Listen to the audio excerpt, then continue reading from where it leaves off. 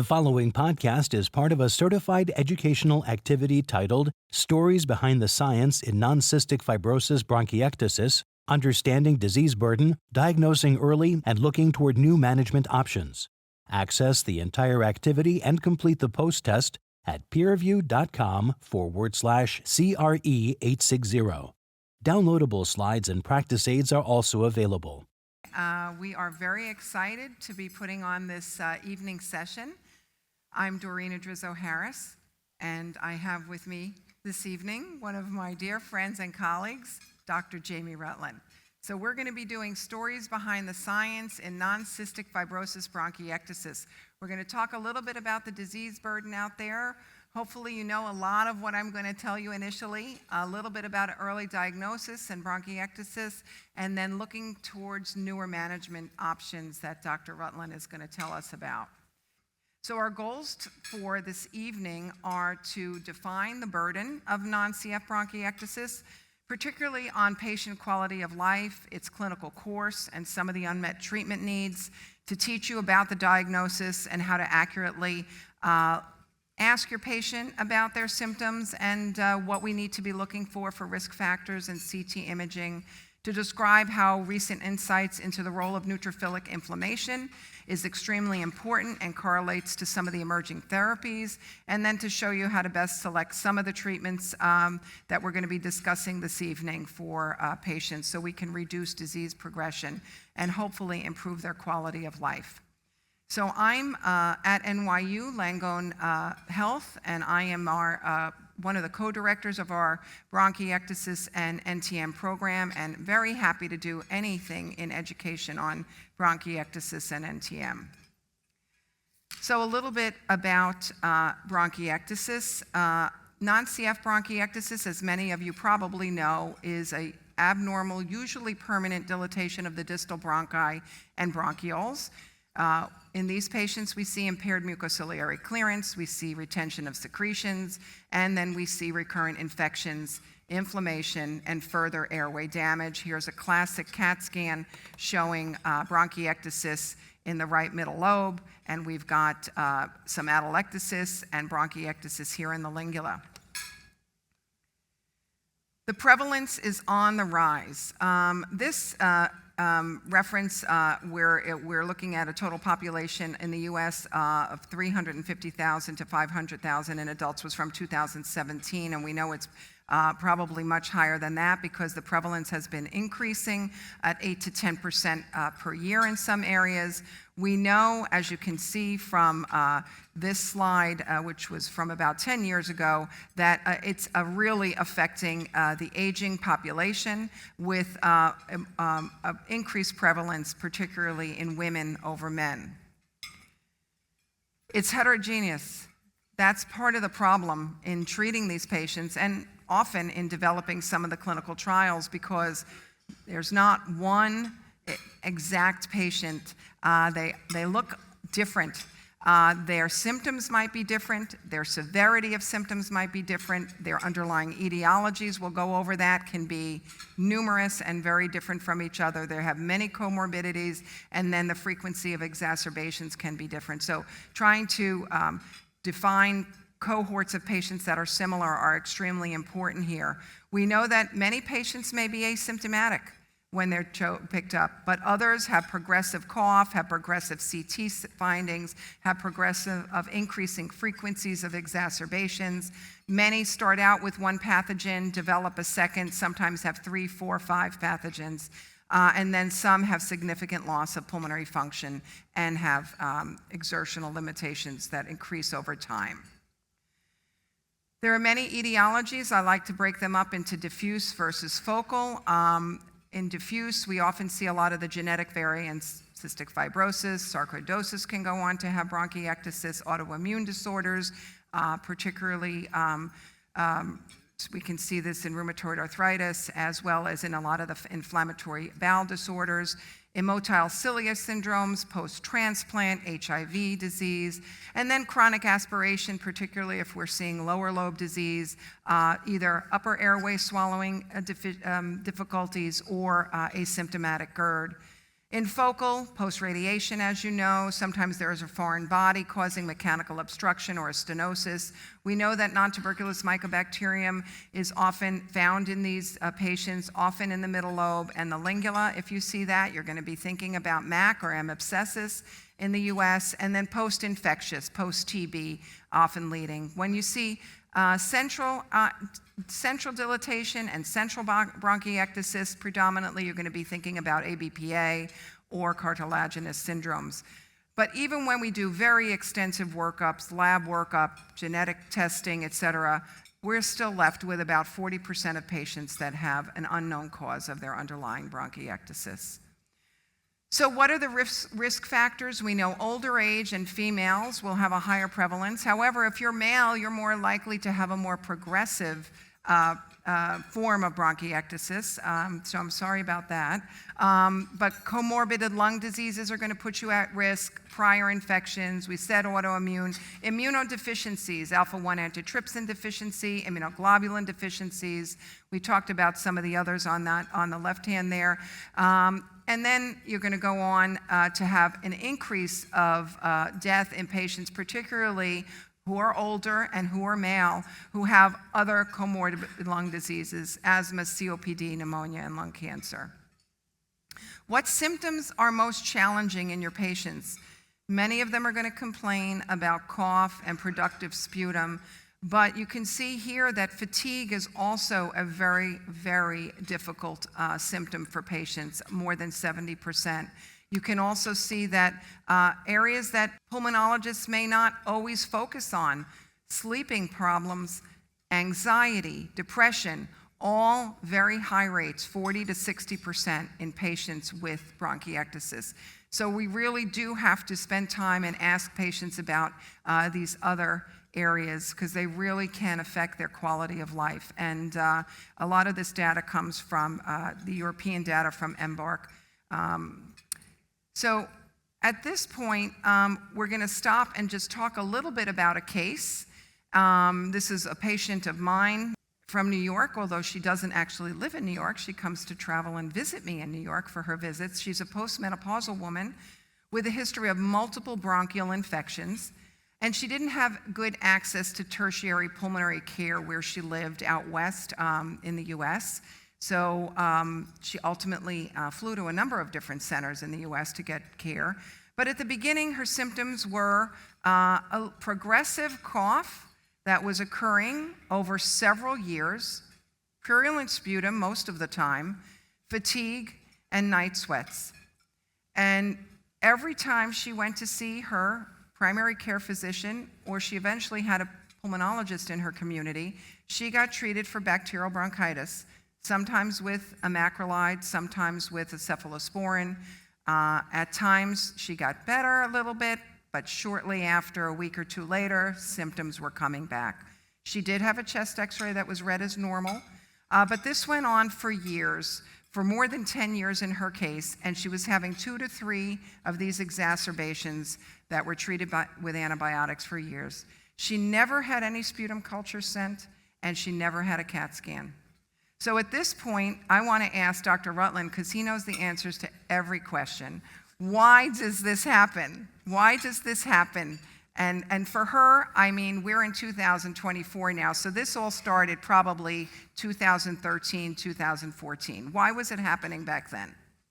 What a great question. Well, I was training back then. So, you know, when I think about questions like this, I often have to think about the timing. Like, is it time, or what I heard in your story was she had gone to multiple centers to see multiple physicians. Now, I don't know if that played a role in her not being able to be completely worked up. I think that, at least from me, from my training at KU Med and University of Iowa, it was beaten down into me that when you continue to see patients that present with similar symptoms, you have to think a little bit deeper, and you really need to work these patients up for a number of things, for a host of things, right?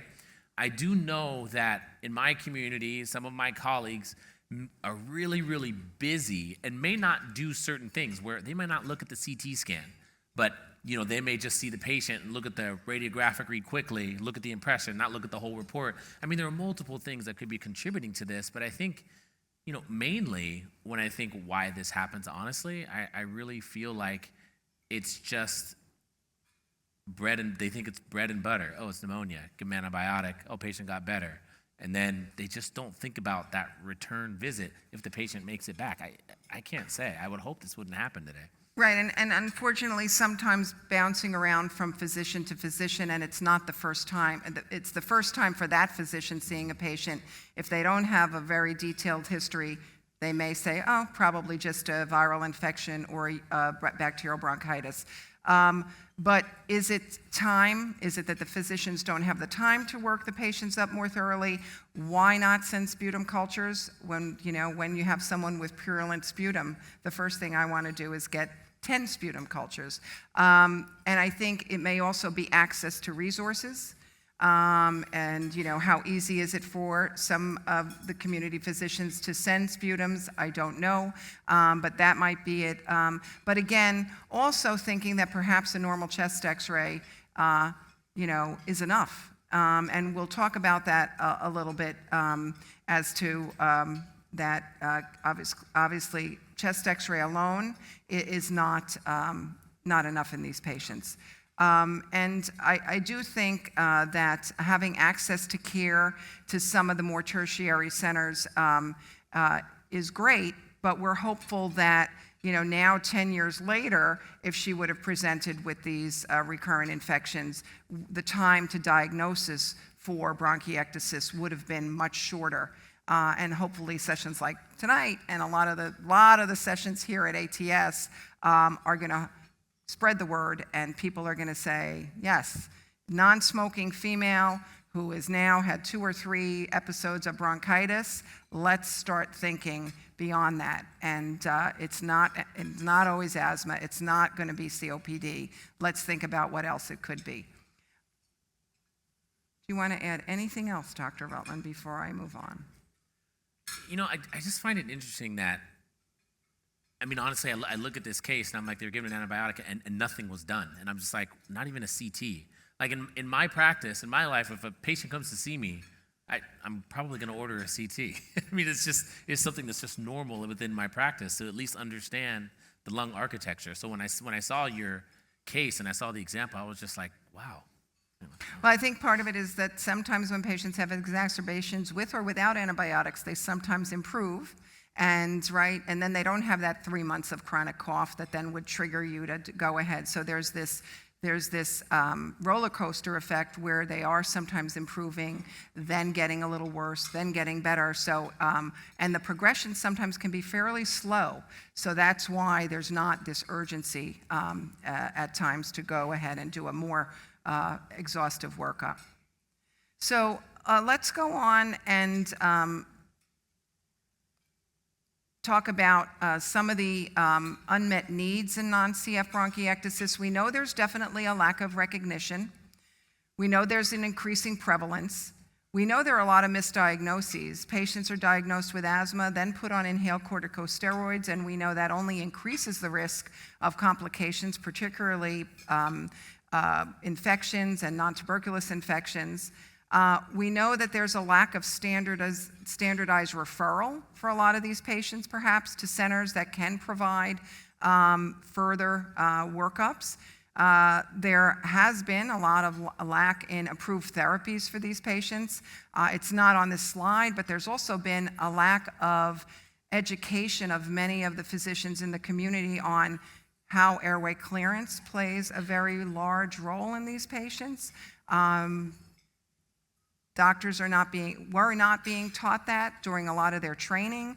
If you see someone from infectious disease, and there may be some infectious disease doctors here in the room, that's not the first thing someone who's not a pulmonologist thinks about sometimes in caring for these patients. So again, it's really educating physicians about the 360 care of these patients that go beyond just antibiotics. And then suboptimal treatment of Pseudomonas. I know many of you have patients with Pseudomonas and recurrent Pseudomonas. What's out there to treat them? What do you do when things don't work? What do you do when they can't tolerate the treatments? There's a lot greater need now for more evidence-based trials on interventions in these.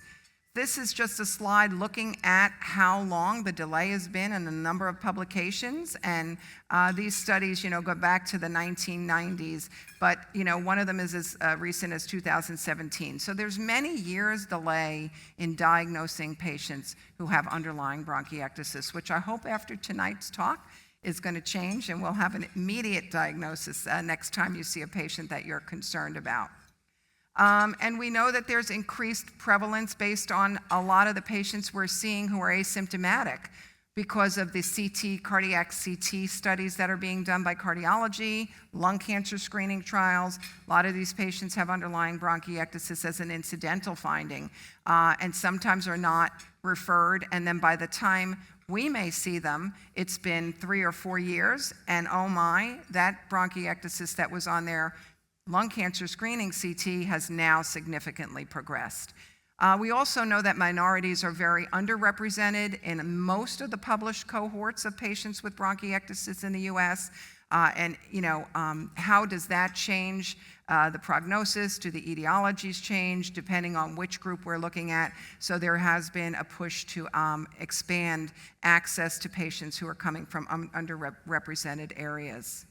When to suspect bronchiectasis? Well, obviously we talked about chronic cough and sputum, certainly in a non-smoking patient, when exacerbations are becoming more frequent. And then if we send sputum cultures, we'd start to be surprised. Why is someone who is supposedly just a relatively young, non-smoking individual have Pseudomonas in their sputum? Haemophilus, staph, Stenotrophomonas.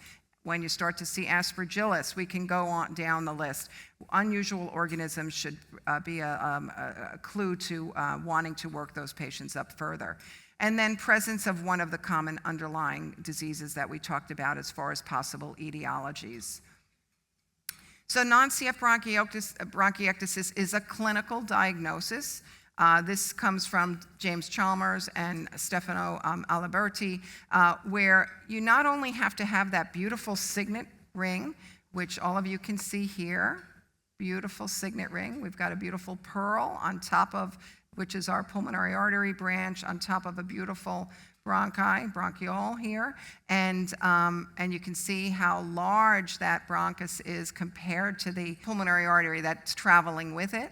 And so there are many ways you can use the inner airway to artery diameter, or you can use the outer airway diameter. But when you see that the airway is greater than 1 compared to your pulmonary artery, and you see it in multiple cuts on multiple areas, multiple lobes on the CAT scan, you're fairly confident in making a diagnosis of bronchiectasis. And then your patients need to have at least 2 of the following: cough most days of the week, sputum production most days of the week, or a history of exacerbations. And those 2 together would give you a clinical diagnosis.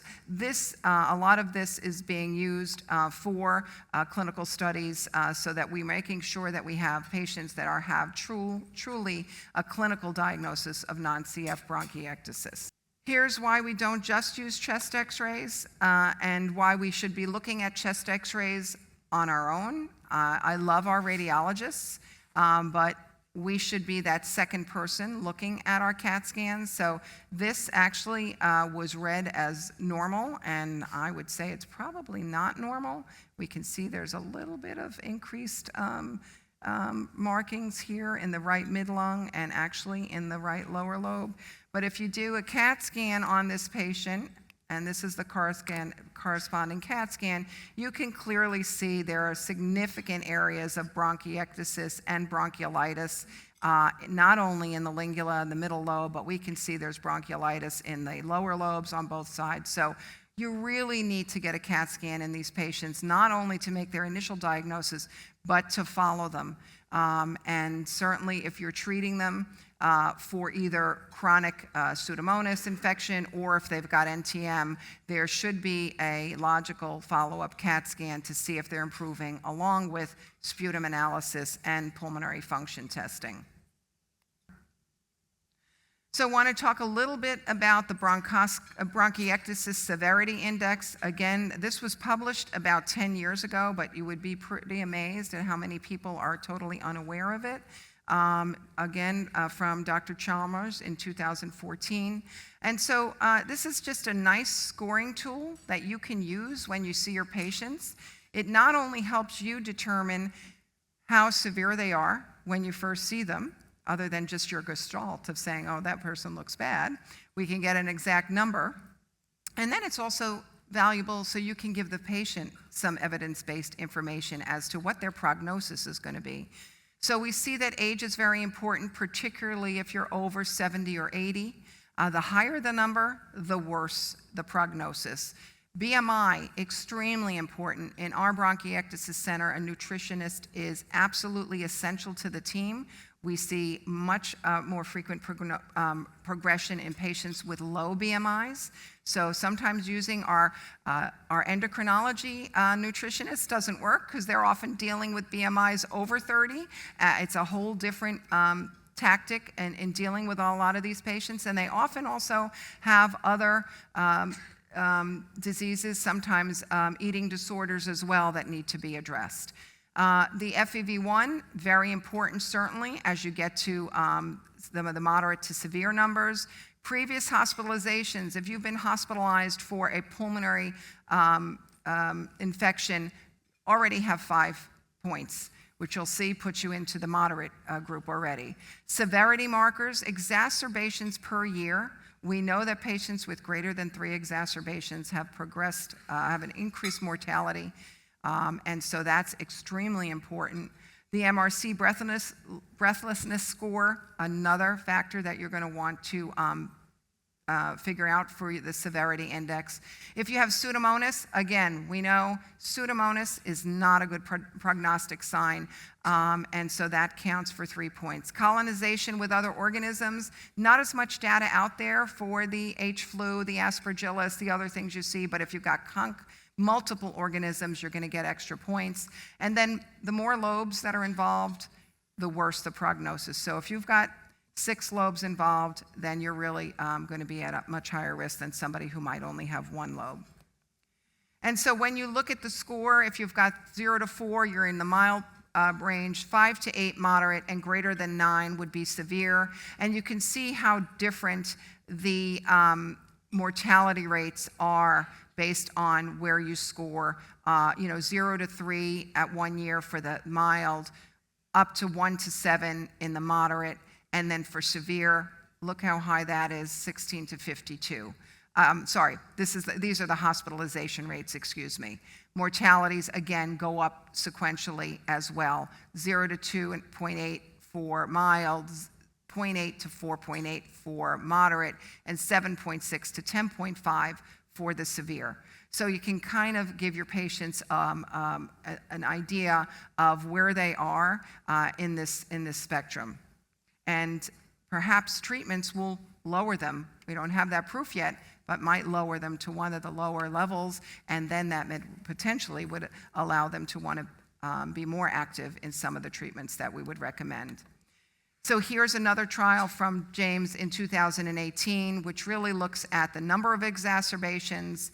So as you increase the number of exacerbations, your hospitalizations are going to be increasing, and we see how number of exacerbations affects survival. So then greater than 3 exacerbations is going to be having worse survival over 5 years. So again, we want to do things that are going to decrease their exacerbations and hopefully improve their quality of life. So we're going to go back to our case. So she finally went to a major medical center. It was not our center at that time, out on the west coast. And she was diagnosed by CT scan, lo and behold, with bronchiectasis. And they sent sputum cultures, and she grew staph, Pseudomonas, and MAC. So what are you going to do now? Well, I don't know what your tactics are when you see patients who are having recurrent exacerbations and growing multiple organisms, but my first tactic is to treat what's ever easiest to treat.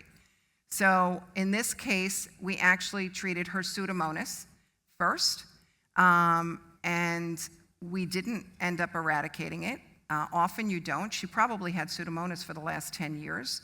There are some eradication strategies, and those potentially may be most effective in patients who you've been following cultures for, and then you see their first Pseudomonas happen. And those would entail using oral antibiotics, sometimes IV with nebulized, for a prolonged period of time, sometimes 3 to 6 weeks. But in her case, we gave her a 2-week course for her Pseudomonas. She actually got better, slightly, but then she had another exacerbation. At that point, when we retested her sputum, at that time she actually wasn't growing the Pseudomonas any longer, but she was still symptomatic and still had the MAC and still had the staph. And so then we tried to treat the staph, and we eradicated it for a little time. At least on her next sputum, she only had MAC. So ultimately ended up putting her on MAC with 2 purposes there. One, to treat her MAC. She had macrolide-sensitive MAC. This is not a MAC talk today, but important to get sensitivities on your MAC, because she had been on azithromycin many, many times over the years, and we know that sole therapy with azithromycin can lead to macrolide-resistant MAC, but she was still sensitive to both azithromycin and to amikacin, and she ended up getting treated for her MAC for 2 reasons. One, I didn't know if the MAC was possibly the cause of her progressive symptoms, but I also wanted to give her a course of azithromycin, and we know we can't do that alone in patients who have MAC. Again, we don't want to make them resistant. So she ended up on triple therapy, azithromycin, ethambutol, and rifampin 3 times a week. Yeah. And actually, over the next month or 2, started to improve and didn't have any exacerbations for the next year. I didn't know if it's because we eradicated the MAC or if it was the azithromycin that was causing some anti-inflammatory effect. We'll get back to her, just to tell you that wasn't the end of the story, and even though she got better initially, she ended up relapsing beyond that. So we'll talk about her relapses in a little bit after Jamie talks to us about some of the other modalities that we can use in these patients other than antibiotics. That was awesome. Thank you so much. So again, I'm the pulmonologist that's in love with immunology. So we're going to talk about the role of neutrophilic inflammation in bronchiectasis. I live just an hour and 10 minutes up the road in Newport Beach, and that's where my practice is. So when we look at bronchiectasis in general, as Dr. Addrizzo just said, there is a lot of airway destruction that happens, which is what leads to the bronchiectasis, right? And we know that when we look at the airway, we know we have airway epithelial cells that line that airway, and we get a lot of mucus production, abnormal mucus clearance, bacterial colonization, and then the neutrophils come and they're trying to defeat the bacteria, they're trying to do their thing, but they just stick around. And you get this vicious cycle, vortex, whatever you want to call it, and it becomes this chicken or the egg. Well, what came first, and what's happening, and what's going on with the neutrophil, what's going on with the bacteria, how are we going to battle that? And so when you go into this and you really start to look at the science of this, we know that about 70% of bronchiectasis patients have neutrophilic inflammation. About 20 to 30% may have eosinophilic inflammation. But then you start to think about cytokines, right? Which cytokines are involved? Which cytokines are making that phone call to get the neutrophil there? And what's the neutrophil trying to do, and why can't it do what it's supposed to? And what ends up actually happening is within the granules of these neutrophils, right, you have loads of molecules, and you end up producing a lot of neutrophil elastase, cathepsins, and protease. And what these molecules actually do is they lead to damage and destruction of the extracellular matrix, and they also activate matrix proteases, metallomatrix proteases, which end up damaging the airway even more. And then they activate more release of interleukin 8 and interleukin 6. You get more recruitment of neutrophils. You get a little bit of monocytes. And you have this inflammatory cascade that becomes a real problem, right? And so what we look at when we understand that the molecules that are activated are causing this problem, these molecules present in this neutrophil are causing this problem, you start to study that, and you're like, well, what if we could tell this molecule to relax? What if we could tell these molecules to calm down? We know that neutrophil elastase is associated with severity of bronchiectasis. We know that the higher the neutrophil elastase in the mucus in your sputum, the worse your bronchiectasis is, the more likely you are to exacerbate. We know that. And so we started to think about these neutrophilic serine proteases, neutrophil elastase, there's cathepsins, there's other antimicrobial peptides that are involved here.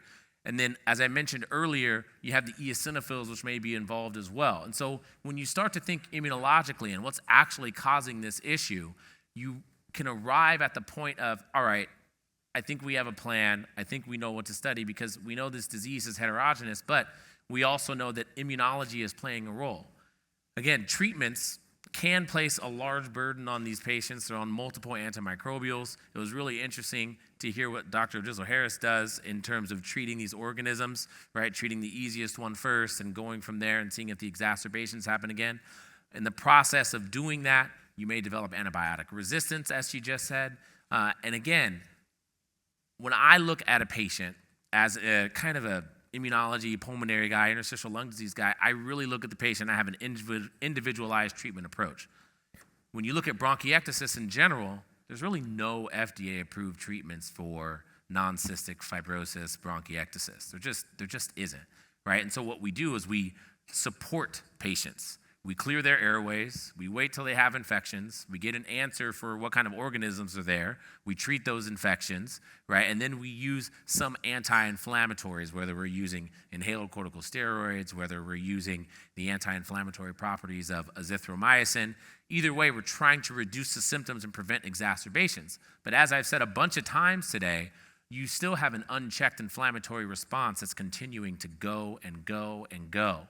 And this is probably what has led to the patient's presentation of continued exacerbations. And I know Dr. Addrizzo is going to get into this, but this is something that I care a lot about because when I think about medicine and I think about our stepwise approaches to treatment, it's really, we kind of just wait for the patient to have symptoms, and then when they have symptoms, we add something else. And then when they have more symptoms, we add something else. And we're continuing to chase our tail when it comes to some of these medical conditions. And in bronchiectasis, that's kind of what I felt like I was doing when I was treating these patients. We're going to try to protect their airway, right? So vaccination is extremely important. Vaccination against common organisms like influenza and pneumococcus, and I'm sure in the older population, RSV is probably included in this now, because you want to prevent that inflammatory response. When you look at these viruses that present and infect the epithelial cell, especially RSV, it may even activate type 2 inflammation because you have an inhibition of type 1 inflammation because RSV produces these non-structural proteins that inhibit that interferon response. So again, this is going to aggravate that inflammatory response, so you really want to treat these patients and help them not be exposed to things that can cause and wreak havoc. Pulmonary rehab is important. Prompt treatment of exacerbations is important. Does your patient have access? Are they going to be able to approach that bronchiectasis expert quick enough? Because some of these patients, if they don't, they may end up in the hospital. They may have an organism that's resistant. When we look at the severity of bronchiectasis, we just keep adding more therapies, daily physiotherapy, then we'll add some macrolides and some inhaled corticosteroids, then we're going to add oxygen, and we start to think about lung transplantation when those patients are severe. But it's just an issue. How are you going to interrupt that cycle? So if we know the neutrophil is involved, and we know that neutrophil elastase is involved, we also know the molecule that activates that neutrophil elastase along with the cathepsin and the proteinase 3. And that molecule is dipeptidopeptidase. So what happens in the development of the neutrophil, and I'm just going to go back a couple slides, is that dipeptidopeptidase is actually involved really early in the maturation process of the neutrophil, and you can see it here at the promyelocyte level. That dipeptidopeptidase is activating those serine proteases pretty early in its development. We know neutrophils last hours, so this is happening daily, right, as you're making your neutrophil. So what these investigators did was they developed a DPP-1 inhibitor, right, a dipeptidopeptidase inhibitor.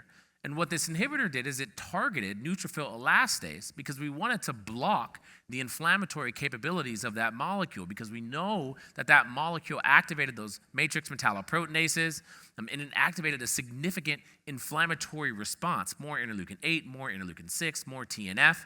And so we wanted to block that vicious cycle from happening.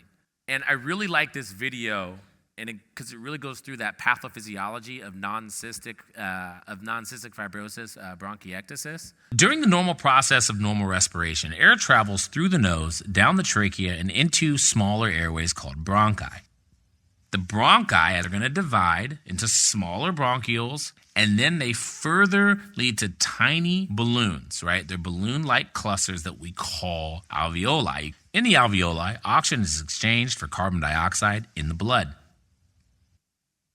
Bronchiectasis results from the destruction and widening of the bronchi due to recurrent inflammation or infection, which incites an immune response that includes the release of neutrophils, lymphocytes, and macrophages within the bronchial lumen. This results in the airways becoming abnormally enlarged. They get damaged. This inflammatory damage then stimulates the formation of excess thick mucus in the enlarged airways. The thick mucus then crushes the cilia that line the airways and causes further damage. This affects the lungs' ability to rid the airways of dust and pathogen, and quantities of sputum that subsequently form cannot be efficiently cleared. This leads to a recurrent cycle of infection and inflammation, promoting progressive airway damage. Dipeptidopeptidase, or DPP1, is a lysosomal cysteine protease responsible for activation of neutrophil serine proteases, or NSPs, in the bone marrow during the neutrophil maturation cycle. NSPs are increased in the sputum of patients with bronchiectasis. Brensocatib is an oral small molecule under investigation for the treatment of bronchiectasis that acts to inhibit DPP1 and interrupt the neutrophilic inflammatory processes in the lung, thereby reducing the number of exacerbations caused by bronchiectasis. I don't know who that person was that was narrating that, but that guy was terrible. So when you actually look at this data, when you inhibit dipeptidopeptidase, you're increasing that time to that first exacerbation. Now, in this study, these patients had to have at least 2 exacerbations the previous 12 months. They had to be able to produce sputum as well. So these patients are sick, right? They had 2 exacerbations that previous year. And as Dr. Addrizzo-Harris just mentioned, when you have those exacerbations, that increases your bronchiectasis severity. So these patients were really, really sick. But what they discovered, it reduced the number of exacerbations in the patients that were treated with the product, and it increased that time to that first exacerbation. When I say it reduced the number of exacerbations, you can see here when you compare it to placebo, there's just less exacerbations in that treatment group. And you can see that really with both doses, the 10 milligram and the 25 milligram dose compared to placebo, which, again, for me as an immunology guy, when you can apply immunology and see how disease can calm down from a physical manifestation standpoint, it's really important. And earlier, I got asked the question of, why do you think this happens? Well, why do you think patients aren't diagnosed soon enough? A lot of times I feel like in our day, in our busy day, we may not take that time to think on a cellular level. We're treating physical manifestations of illness all day long. But I think it's really important for us to get back to our medical training days and think from cell-to-cell communication standpoint and ask ourselves, okay, wait a second, let me take a second. Why is this happening to my patient? Is there something cellularly that's going on? And do I need to spend a little bit more time thinking about how I can help them? I think it really, really helps. Again, I have students in the clinic with me, and I always try to educate and give talks because I think it almost forces me to take my time and to think about things on a cellular level, because understanding those things on a cellular level allows you to understand those physical manifestations of illness, which I think is really important. And here's what you can see here on the cellular level. You can see the sputum neutrophil elastase concentration go down almost immediately after you start taking this medical therapy. That neutrophil elastase concentration goes down. Why is that important? Well, neutrophil elastase concentration is associated with severity of bronchiectasis and exacerbations. So it's really important to see this. And again, You understood the problem immunologically. You understood what dipeptidyl peptidase was doing. You understood what neutrophil elastase was doing. And now here you are intervening on a cellular molecular basis, and you're improving a patient's outcome, which I think is great. When you look at the severity of events, if you look at placebo, of adverse events, when you look at placebo compared to treatment therapy, they're on the order of the same, right? There's not a whole lot. I mean, look at the severe events. There's way more in the placebo group here. So again, it's a tolerated therapy. It was granted breakthrough therapy designation by the FDA and PRIME by European Medicines Agency. There's 1,700 patients enrolled, randomized to receive 10 milligrams or 25 milligrams or placebo once daily for 52 weeks. And again, the primary endpoint was the rate of agitated pulmonary exacerbations over that 52-week period. I believe they've completed, and the top-line data is expected a little bit later this year. We were hoping for now-ish, but a little bit later this year. And again, more immunological data. So secretory leukocyte protein inhibitor, right? That's what this is, this SLP1. So what's interesting about this molecule is that molecule actually reduces MUC5A. MUC5A is a really dense mucus that likes to tether to that goblet cell. So that's what SLPI actually does, and you can see that concentration kind of go up at the initiation of therapy. The other thing you can see is this defensin 3 concentration. Now, the defensins are molecules that help fight infection. They can help fight viruses. They can help fight bacteria. And so you see that concentration go up as well. So these are just molecules that go up as you inhibit that neutrophil elastase. And these molecules are really associated with good, right? So they inhibit that mucus production, and then they increase your ability to fight off certain infections. So this is just cool to see, and this was presented, I think, this week. And then there's other emerging therapies. You've got inhaled immunoglobulins that have been developed, inhaled IgG. You've got phosphodiesterase 4 inhibitors, which can inhibit some of the migration of the neutrophil into the airway.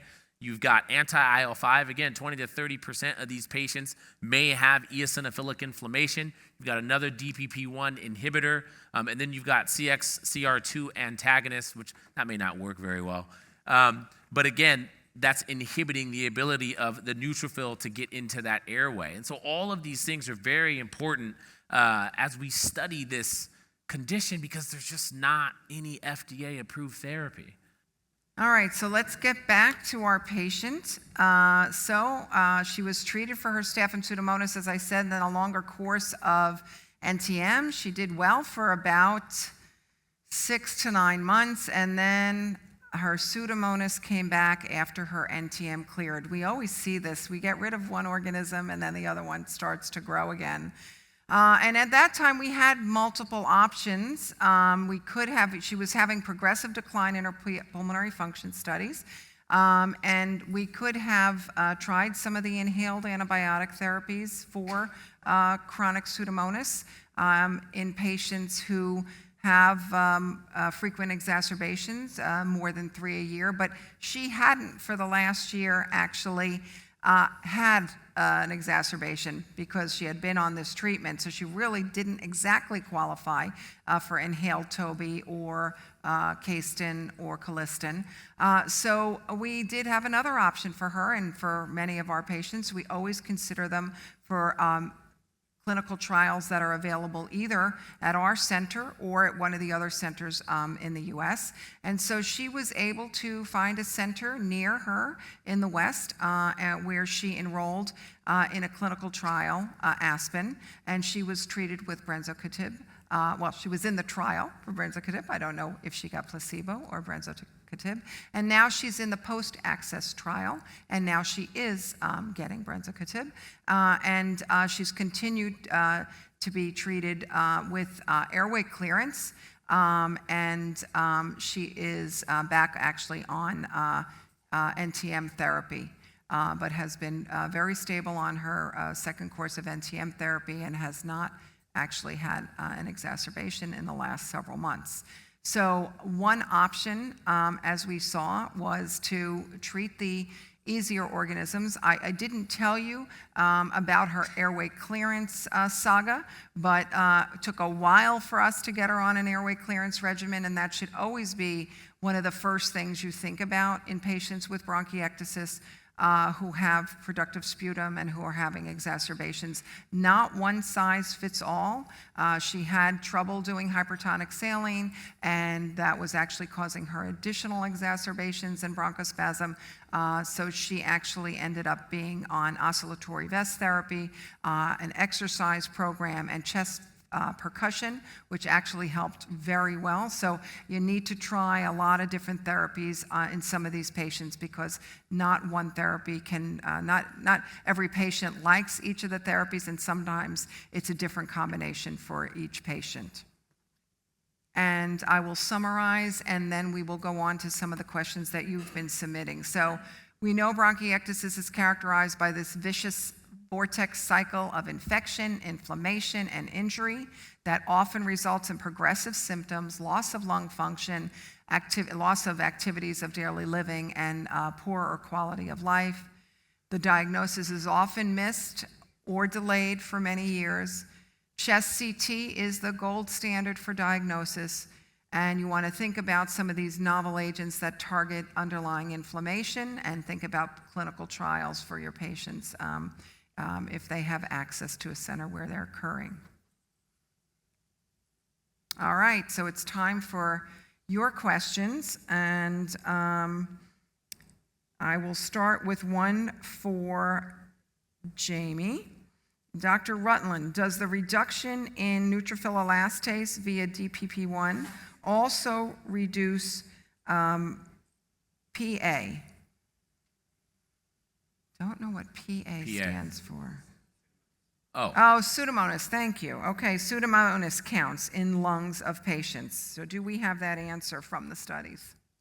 I don't know if we have that answer from the studies. I would assume if these patients had grown Pseudomonas previously and they're having less exacerbations, I don't know if they're getting cultured. I don't know if they're getting cultured every so often anyway. So I wouldn't be able to answer that question, I don't think. No, and I don't think I have the answer for that either. I do want to point out, as many of you in the audience probably have to deal with all the time, when you see Pseudomonas, does it need to be treated is the first question, all right? And which patients need to be treated? So again, not a good guide to follow. I mean, if somebody is clearly ill at the time and having an exacerbation, I know most of you would treat it. But in a patient who you don't know, you first meet, you see Pseudomonas, maybe they had it 6 months ago as well, when do we treat that patient for their Pseudomonas infection? And I'll often step back and want to follow them closely, 3-month follow-up, get more cultures at a monthly interval, get pulmonary physiology testing, get a CAT scan if they haven't had one recently, and find out, is that Pseudomonas causing them a progression of their disease? If it isn't, and their symptoms are relatively minor, then we'll just monitor them. And many of the patients out there have Pseudomonas for years and don't get treated for it. So I think it's really just getting to know your patients as best you can and getting frequent cultures, because that Pseudomonas may change to Haemophilus or may change to Stenotrophomonas or an Acinetobacter, and then the patient may have different symptoms. So it's, again, a lot of communication and a lot of follow-up with sputums. Let's see, how strong is the evidence that reflux causes bronchiectasis and that treatment of reflux reduces exacerbations? So again, not a lot of good evidence out there. Our center is studying patients with, most patients who present to us have a full assessment, a GI assessment for swallowing disorders and for asymptomatic reflux. Obviously, if they're symptomatic, they're usually already being treated. And so we're gathering some of that data, but we do know that patients with lower lobe disease can often be aspirating, whether it's from the upper pharynx or from recurrent aspiration at night from GERD. Manometry studies sometimes can be extremely helpful, particularly in the asymptomatic patient. It's hard to tell someone to change their diet, to not eat 3 hours before they go to sleep, to put a wedge under their bed so their bed's elevated. Most patients are not going to want to do that, especially if they're asymptomatic, unless you show them some evidence that they are having increased reflux or aspiration.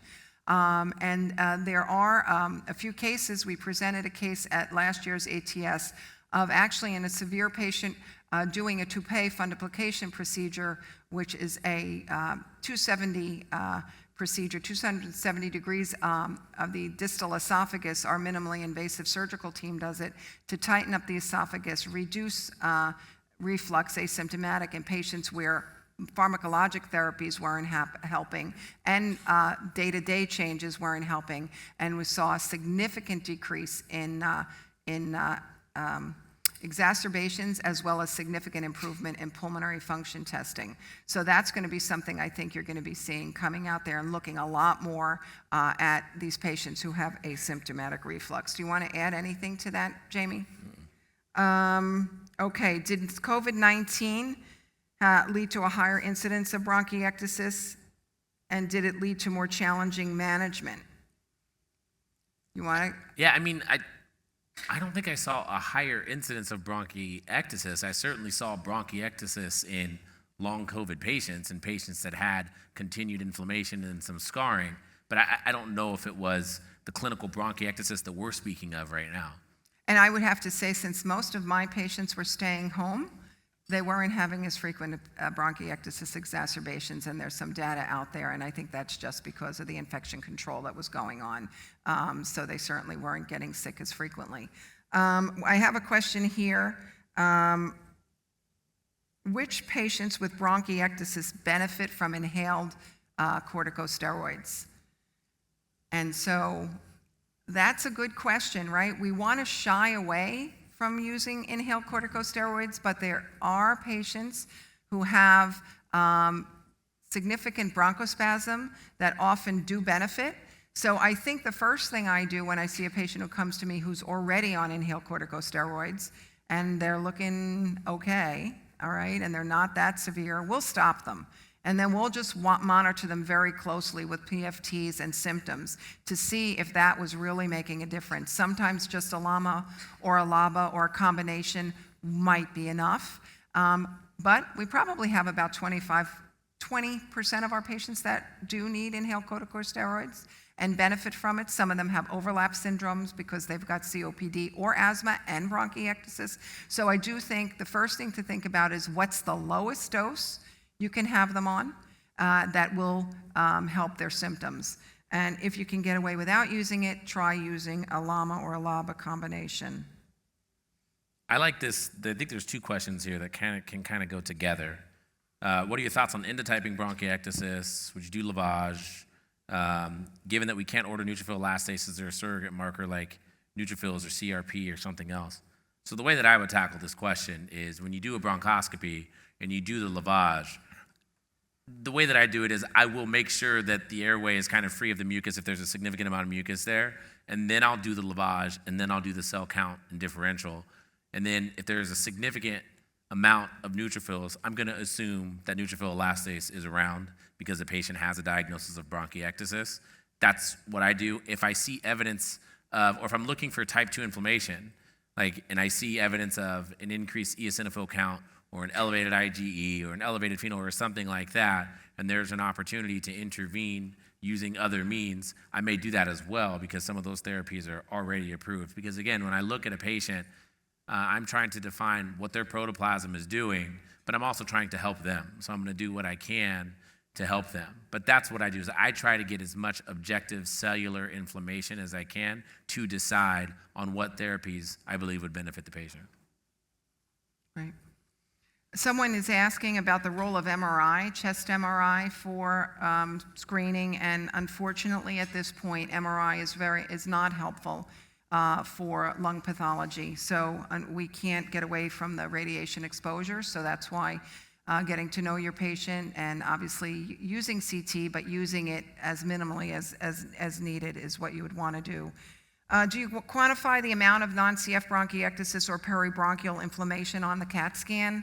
And how actually do you screen for progression of disease? So I don't think we're not counting it to the level of the bronchiole that's involved, but we do use number of lobes that are involved with disease. That's what's being captured in the US bronchiectasis registry, and there have been several publications. The more severe, the more diffuse the disease is, with the larger number of lobes involved, often the more severe the disease is.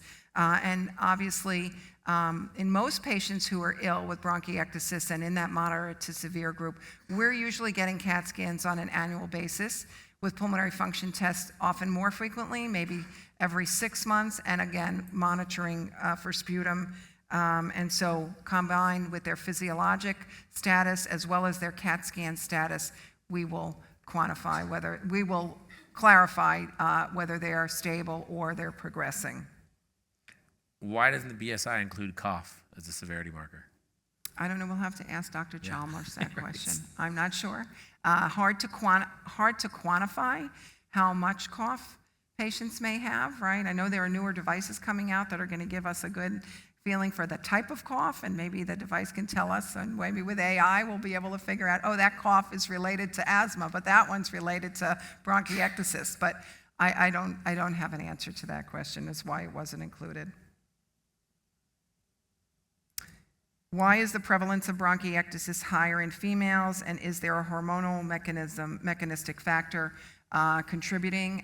There may be. I don't think we know that for sure. A lot of the genetics as well around bronchiectasis are now really being better defined. A lot of the CFTR deletions, duplications, et cetera, are starting to be measured in some of these patients with severe disease. And so I think probably some of these answers, whether hormonally related or genetics, are going to be coming out sooner than later. There's a question that said, what do you do about asymptomatic bronchiectasis that's incidentally found on CT? Depends on how much asymptomatic bronchiectasis there is. A thorough, if it's in multiple lobes, we're going to do a full workup and watch the patient and just monitor. And I think the most important thing here is just to identify the disease and then clinically monitor. Not everyone needs to be treated, but if you tell them, bye, I'll see you, call me back when you're sick, by the time they're going to call you back and be sick, we're going to know that it has progressed. So monitoring them and just continuing that communication and that clinical care, I think, is very important. I look at patients individually there. So like, say if somebody's asymptomatic and they have bronchiectasis in a couple of lobes, they're asymptomatic, they got a cardiac CT, say they're 47 or 50 years old or something like that. I might do a bronch, right? I might culture the airway. I might do these things. I might look at the cell count and differential and kind of understand what it is that they're battling, because I only have the patient for that 15-minute period. It might be the only time that they come in before they end up in the ER or they end up in the hospital. So I'm probably a little bit more aggressive with younger people just because they have, theoretically speaking, a longer life to live, right? So for me, I try to do those things to just identify the inflammation, identify an organism, so at least I know what to treat. And I'm like, oh, well, this is what they grew. Let me treat them for this. No, and I agree. I think the younger multiple lobe disease patient who's asymptomatic, very important to try and find the etiology. And I would say that we love to do induced sputums. There's almost no one where we can't get sputum out of with an induction. Right. So real good induction and huff coughing and post-induction procedure, respiratory therapy procedures can be very, very fruitful, but it takes a lot of time, and you have to be with your patient. So if we can't get sputum, because Jamie's right, identifying, are they colonized with Pseudomonas? Is there MAC there? Is there something else that caused what we're seeing on CT? Good to know about it before they start to get sick anyway, and then you can make an educated decision as to, should we try and treat this? They're young, they've developed this already. It probably was there for years already. So the more information you can get up front, the better. If it's really not multilobar and it's in one area, maybe they had an infection when they were younger and it's just post-infectious and they have no symptoms, you can certainly follow them clinically in those cases. All right, I think our time is done. I hope you enjoyed the session this evening, and thank you so much for your attention. Thank you for listening. Download materials and complete the post-test for instant credit at peerview.com/CRE860. This activity is supported by an educational grant from Insmed.